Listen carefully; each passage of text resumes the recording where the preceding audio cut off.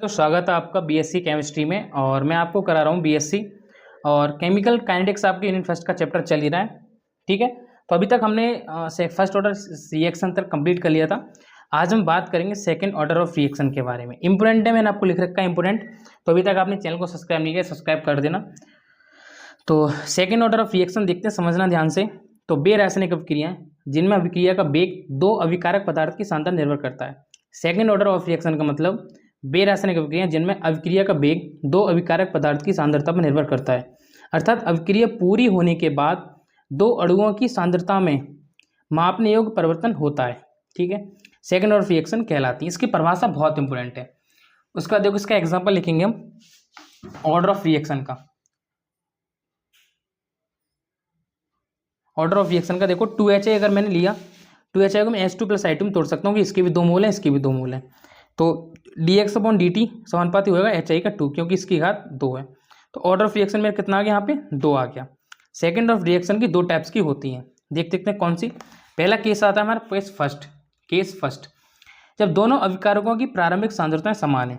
तो जब हमने दो अभिकारक लिए, उनकी प्रारंभिक सांद्रता है जो वो समान होनी चाहिए। तो माना एक सेकेंड ऑर्डर ऑफ रिएक्शन निम्न है जिसमें अभिकारकों की प्रारंभिक सांद्रताएं समान है। जैसे हमने 2 लिए, 2A एक प्रोडक्ट हमने कोई लिया, उसका हमने प्रोडक्ट बना दिया।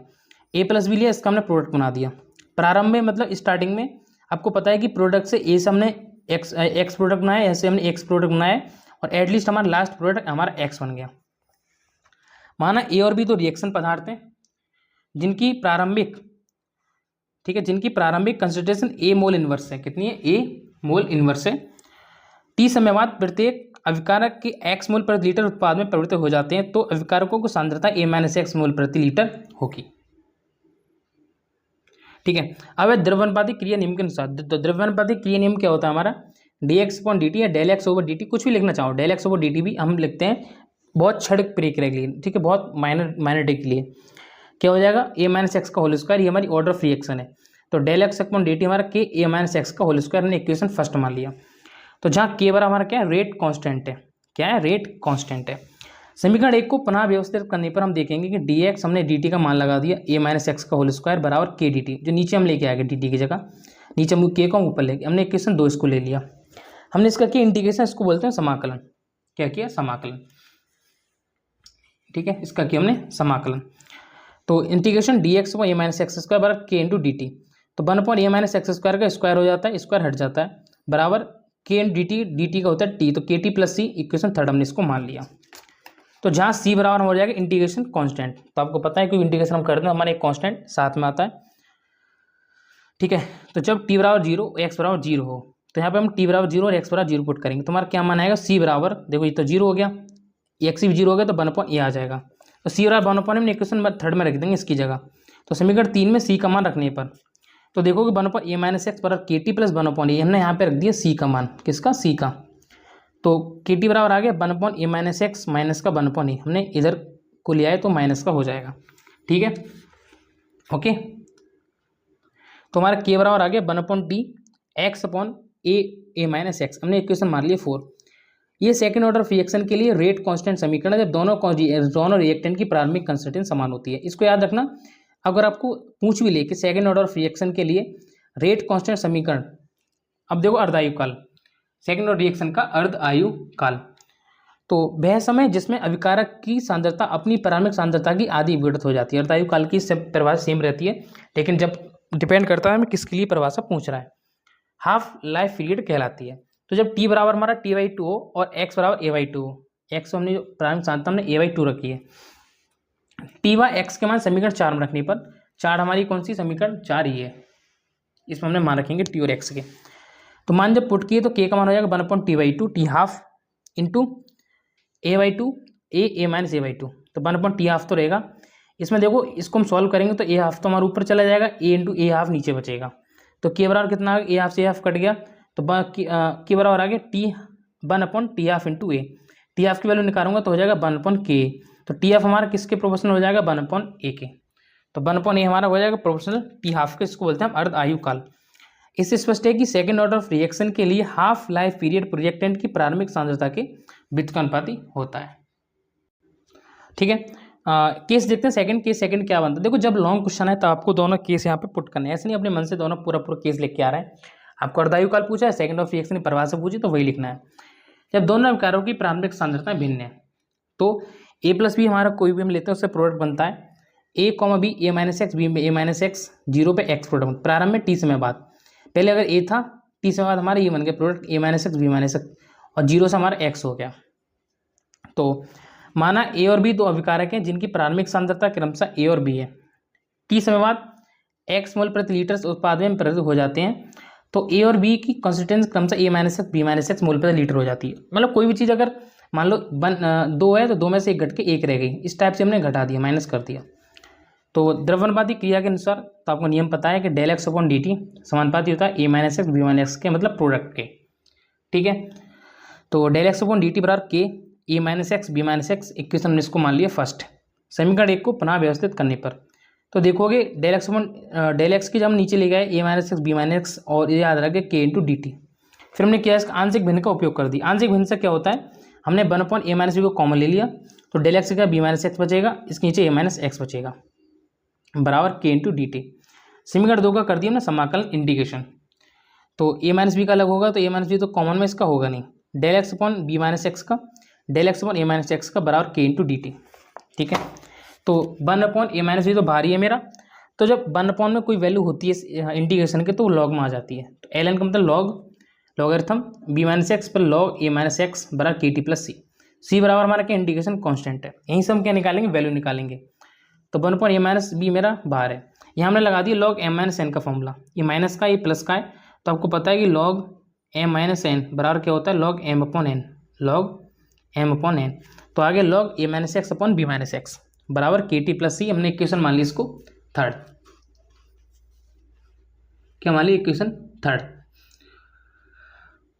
ओके, तो जब टी बराबर जीरो, एक्स बराबर जीरो हो तो सी बराबर आ गया one upon A minus B log A upon B. हमने क्या रखा, टी का मान और एक्स का मान जीरो रख दिया, टी का और एक्स का मान जीरो, सी का मान रख दो समीकरण 3 में, इस वाली इक्वेशन में 3 में। ठीक है, पुट करोगे तो बचेगा one upon A minus B log A minus X upon B minus X बराबर K T plus one upon one minus B log A upon B. K T बराबर one upon A minus B log A minus X upon B minus X minus A upon B log A upon B. ठीक है, तो K T बराबर one upon A minus B log A minus B minus X minus one upon B है और log A upon B है तो ये हमारा कितना हो जाएगा, लॉग ए अपॉन बी हो जाएगा, इसका भी लॉग लग जाएगा। तो के टी बराबर one upon A minus B log A minus X upon B minus X log A upon B. K T बराबर वन वैल्यू कितनी आ गई हमारी लॉग एम अपॉन एन है, लॉग हट जाएगा, लॉग से लॉग हट जाएगा, ये लॉग को हमने कॉमन ले लिया, ये लॉग एम माइनस एन लगा लो, लॉग एम माइनस एन लगाओगे तो log A minus X B minus X और ये भी इंटू में आ जाएगा एम अपॉन एन। तो के बराबर आ गया one upon T A minus B log A minus X B minus X B upon A. ये हमारा फॉर्मूला काफ़ी बार पूछा जाता है। ठीक है, इसको सिद्ध करने को आएगा, बनाएगा, इसका फॉर्मूला बताओ सेकंड ऑफ रिएक्शन का हमने निकाला है के सेकंड का, जब हमने इसकी जो टी बराबर जीरो एक्स बराबर जीरो मान पुट किए। अब देखो ये समीकरण सेकंड ऑर्डर ऑफ रिएक्शन के लिए रेट कांस्टेंट जब रिएक्टेंट्स की कांस्टेंट भिन्न है, इसकी देखो कैरेक्टरिस्टिक्स क्या है। यूनिट ऑफ रेट कांस्टेंट क्या होता है, सेकंड ऑफ रिएक्शन के रेट कांस्टेंट की unit time inverse into mole inverse होती है। याद रखना कैरेक्टरिस्टिक में कि यूनिट ऑफ रेट कांस्टेंट क्या होती है, in time inverse into mole inverse upon litre, mole inverse into litre, time inverse mole inverse into litre. Half life period क्या होता है सेकंड ऑर्डर रिएक्शन के लिए, सेकंड ऑर्डर ऑफ रिएक्शन के लिए हाफ लाइफ पीरियड का मान reactant के प्रारंभिक सांद्रता के समानुपाती होता है।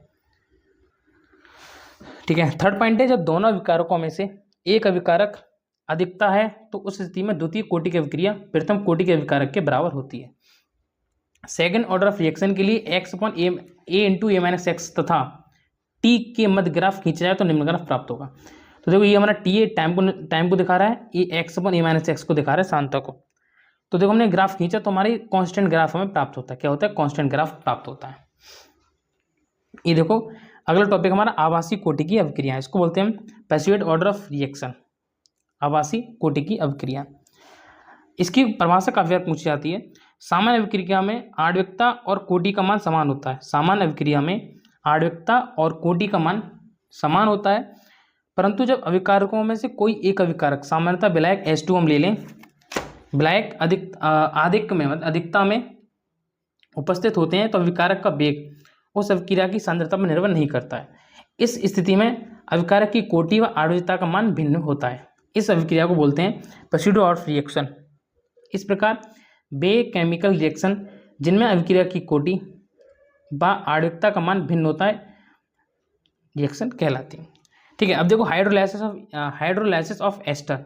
एस्ट्रीगण इसको हम बोलते हैं एस्टर का हाइड्रोलाइसिस। ये काफी बार पूछा गया आपको, हाइड्रोलाइसिस ऑफ एस्टर। समझना ध्यान से क्या है हमारा, CH3COO2H5 को हम अगर क्रिया कराते हैं H2O की एक्सिस में, जल की एक्सिस में, तो हाइड्रोजन आयन देता है, तो CH3COOH प्लस C2H5OH में प्राप्त होता है। इस रिएक्शन के लिए रेट इक्वेशन क्या होगा, ΔX/dt बराबर K CH3COO2H5 H2O और ऑर्डर ऑफ रिएक्शन 0, तो ऑर्डर 1 होगी ना, इसकी तो 1 होगी, तो ऑर्डर ऑफ रिएक्शन हमारी हो जाएगी 1, मोलिकुलरिटी ऑफ रिएक्शन हमारी 2 हो जाएगी। अगला टॉपिक है अभिक्रिया की कोटि और आर्द्रता में अंतर। तो इसके अंतर देखो, अगर चलो पाँच अंतर है, इसमें हम वीडियो में कंप्लीट करते हैं, उसके हम नेक्स्ट वीडियो में डिस्कस करेंगे। नेक्स्ट वीडियो की लिंक आपको डिस्क्रिप्शन में मिल जाएगी। तो molecularity of reaction, order of reaction. Molecularity of reaction क्या होती है, किसी केमिकल रिएक्शन में भाग लेने वाले रिएक्टेंट्स के मॉलिक्यूल की संख्या को मोलिकुलरिटी ऑफ रिएक्शन कहते हैं।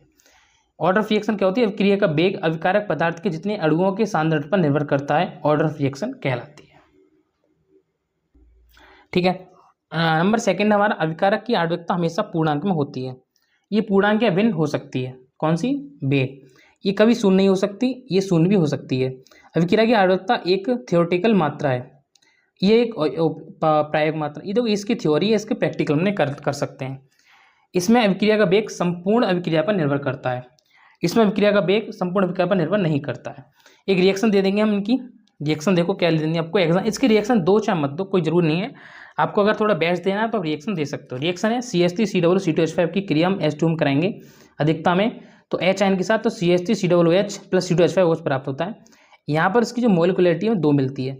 यहाँ पर हम क्या कराएंगे, इसकी रिएक्शन कराएंगे तो देखो क्या मिलेगा, C12H22 की क्रिया H2 में H आयन के साथ कराएंगे तो C6H12O6 में प्राप्त होगा प्लस C6H12O6 में मिलेगा। ठीक है, और इसमें ऑर्डर ऑफ रिएक्शन हमारी क्या होती है, बन रहती है। तो आज हमने क्या था, यहाँ तक कंप्लीट कर लिया, बाकी हम कल डिस्कस करेंगे वीडियो में, और जिसकी लिंक आपको डिस्क्रिप्शन में मिलेगी। और चैनल को आपको सब्सक्राइब, वीडियो को शेयर कर देना है कि ऐसी वीडियोज़ मैं आपको प्रोवाइड कराता हूँ।